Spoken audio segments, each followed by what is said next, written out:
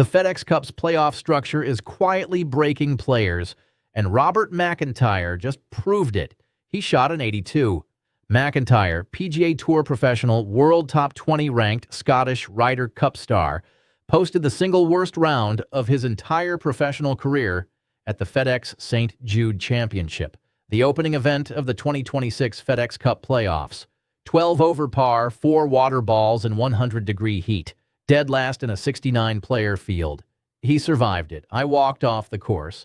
Then Friday morning, before round 2, McIntyre withdrew entirely. The tour's statement, knee injury. That's probably true, but the timing raises everything. He weathered the catastrophic round. 8 over par through 6 holes. Multiple water balls, 100-degree conditions, all of it. He endured and shot 82. But between Friday's first light and his withdrawal, something changed. Something said, stop, not rest, not try the range. Full stop. What happened overnight that a top 20 player decided his knee couldn't hold another round when it held through career worst conditions just hours before? So here's what I need to know. Do you think the FedEx Cup's playoff grind is actually destroying these players? Or is McIntyre's withdrawal just a one-off injury? Drop your take in the comments and subscribe for the full breakdown of what the tour isn't telling us about this schedule. Here's where it gets complicated. McIntyre didn't arrive in Memphis carrying just the pressure of the playoffs. He arrived carrying 3 straight weeks of championship-level golf. Late July brought the Open Championship at Royal Birkdale in England. 7 days later, he was back in Scotland for the Genesis Scottish Open. Then another PGA Tour event in the United States, then Memphis. On paper, that's a professional golfer doing his job. Professional golfers travel. Professional golfers play week after week. But here's the thing. The FedEx Cup playoffs didn't begin after those 3 weeks. They began on top of them. By the time McIntyre reached the playoff opener, the question wasn't simply how much golf he'd played. It was whether the schedule had left any room for his body to reset before the most consequential stretch of the season. He had none. And by Thursday afternoon, when he shot 82, the question became darker. Was his knee breaking because of one bad round of golf, or was it breaking because of what came before it? 3 weeks of travel, tournament pressure, jet lag, and continuous physical demand with no recovery window in between. You can't rewind and test it. You can't make him do it again with a recovery week and see if the injury doesn't happen. But the timing was there, the schedule was there, and the collapse was there. The answer to why that schedule exists starts with a name, Brian Rolap. Rolap became CEO of the PGA Tour in June 2025. Not a golf guy, not someone who came up through the tour system. He came from the NFL.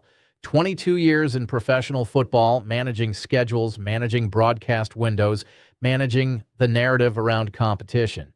When he looked at the PGA Tour in March 2026, he saw a problem that wasn't hard to identify. Too many events, 50 tournaments spread across 11 months, fields that were inconsistent, players picking and choosing their schedule, nothing that felt urgent. Rolap's vision was this: create scarcity, fewer events, tighter windows, signature tournaments with massive purses where only the best players qualify, no weak fields, no soft weeks. Every event matters because missing even one changes where you stand in the playoff race. The philosophy made sense. Fans want to see the best players. Media partners want drama and urgency. A schedule built around those principles creates compelling stories. Rolap designed exactly that. But here's what he brought from football that doesn't translate to golf. Players play once a week in the NFL and recover for 6 days. The season has a clear end. The schedule is built around rest windows as much as it's built around competition. Golf is different. Golf asks players to travel, practice, compete, and recover continuously. When Rolap translated that football philosophy to golf, something got lost in the translation. 3 days before McIntyre withdrew, Rory McIlroy, multiple major champion, world-ranked top 5, showed up at TPC Southwind for media interviews. In a casual conversation, he mentioned something that barely made headlines because McIntyre's collapse overshadowed everything. McIlroy said he'd been in constant dialogue with Rolap about his tour schedule and his membership obligations. He was actively strategizing with the commissioner's office about what his participation would look like going forward. Think about that. McIlroy, one of the 5 best golfers on the planet, the guy with the leverage to say no, and he's having to actively negotiate his own presence on the tour with the new CEO. That's not normal conversation. That's a man who knows the system is broken and is trying to position himself so it doesn't break his career. If McIlroy, who actually has the power to push back, is negotiating, what are the guys ranked 31st through 50th doing? They're playing through it. They can't afford not to, because the schedule doesn't force you to play. It just makes the cost of not playing too high to accept. Skip one signature event, and you don't just lose a week of competition. You lose points. You lose position. You lose momentum. You potentially lose your playoff spot. That's not a suggestion. That's an obligation built into the architecture. Here's how the new system actually works from a player's perspective. You want to stay in the playoff field. You want to maintain your tour card. You want to be in position for the Tour Championship. The way you do that now is you don't miss anything, not because anyone told you that directly, not because the tour sent out a memo saying participation is mandatory, but because the schedule is designed so tightly that missing even one event costs you points you probably can't recover. Players ranked 31st through 50th in the FedEx Cup standings going into August, those guys aren't skipping anything. They can't. 1 week off and they fall 5 spots.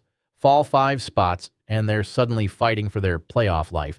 So they show up, they play, they do it week after week because the system is designed to punish anyone who steps back.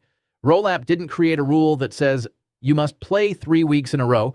He created a schedule that makes doing so the only rational choice if you want to maintain your standing, but the body doesn't understand rational choice. The body operates on its own timetable. And when you compress that timetable too tightly, something breaks. Now go back to Friday morning in Memphis. By that point, the schedule wasn't an abstract calendar problem anymore. It had become part of the context surrounding one specific player's collapse.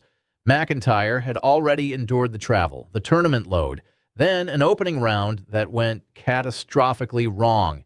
He shot an 82, and then, before he could even attempt to recover from it, he was gone.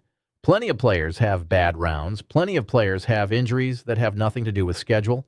McIntyre could have hurt his knee on hole 4 and had nothing to do with the previous 3 weeks.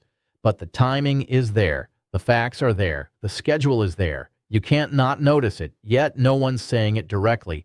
McIntyre's camp cited a knee injury, which is accurate. The PGA Tour accepted the withdrawal, which is protocol, no controversy, no finger-pointing. Just a professional golfer who couldn't continue due to an injury. Case closed, except the question underneath doesn't close. Would that injury have happened if he'd had a recovery week between his last 3 tournaments? Maybe, maybe not. There's no way to know. What you can know is this. The system Rolapp built eliminated the option to find out. At this point, the evidence gives us something more interesting than a simple answer. We have a demanding schedule, a system that rewards continued participation, a player who entered the playoffs after a compressed stretch, and a sudden withdrawal at the worst possible moment. But there is still one piece missing: repetition. One withdrawal can be explained by injury. Several similar withdrawals begin to suggest something larger, so the question becomes simple. Was McIntyre the exception, or was he the warning? Here's what I want to know. Do you think Rolapp's schedule is designed perfectly for urgency, or is it quietly sacrificing player health for television ratings? Tell us in the comments and subscribe, because the next playoff events may provide the evidence this story doesn't have yet. Here's what matters now. Does this happen again? The BMW Championship starts in about 2 weeks. Top 50 players in the FedEx Cup standings. Another high-stakes event. Another opportunity for players to move up or fall out. The BMW Championship becomes the next piece of evidence. If the field moves through that event without a noticeable increase in withdrawals, the argument for a broader scheduling problem becomes harder to sustain. McIntyre may simply have suffered an unfortunate injury at the worst possible time. Bad luck. Weird timing. But if other high-ranked players begin showing similar signs, withdrawals, visible fatigue, concerns about the compressed calendar. Then McIntyre's case takes on a different meaning. Suddenly, what looked like one player's bad week could become the first visible example of a system-wide problem. Then Rolap's schedule design becomes a real question, because this isn't really about McIntyre anymore. It's about whether the system Rolap built can actually sustain the players it's supposed to showcase. Can you compress a tour schedule this tightly without breaking players? Can you design a system with this much scarcity and obligation without creating an environment where bodies give out under the weight of it? And that's the fundamental test facing Rolap now. Can a model built around scarcity and urgency work in a sport where the physical demands don't reset after 1 week? Golf asks players to travel, practice, compete, and recover continuously. The schedule can create urgency, but the body still operates on its own timetable. That's the tension McIntyre's withdrawal has exposed. Robert MacIntyre's withdrawal leaves the PGA Tour with a question it cannot answer from one injury alone. The schedule was demanding, the competitive pressure was real, the withdrawal happened. What remains unresolved is the connection between those facts and whether that connection will repeat itself in the next 2 weeks. But here's what we know now that we didn't know before the withdrawal. Even the players with the most leverage, Rory McIlroy, are quietly negotiating with Rolapp about how much they can actually participate in this system without breaking. That's not normal. And McIntyre's collapse happens at the exact moment Rolap's scarcity model is supposed to be working perfectly. The stakes are highest, the events are tightest, the obligation to play is strongest, and a top 20 player's body gave out. So the story isn't about one Scottish golfer's knee injury. It's about what happens when you design a system for maximum drama and minimum margin for error, then run elite athletes through it back to back to back with no recovery window. The system is working exactly as Rolap designed it. Whether his design can sustain the players it showcases is the question that matters now. So here's what we're all watching for. Does McIntyre's withdrawal stay an isolated tragedy, or does it become a pattern? And when Rolap sees the evidence, does he adjust the system, or does he stay committed to the vision, even if that vision is burning out the players it's supposed to celebrate? Tell us in the comments. Did McIntyre's withdrawal change how you think about the tour's new direction? And if you felt this same kind of grind, back-to-back tournaments, no recovery time, the choice between your health and your standing, we want to hear your story. Subscribe now, because the BMW Championship in 2 weeks could give us the first real indication of whether McIntyre's withdrawal was an isolated setback or the beginning of a pattern.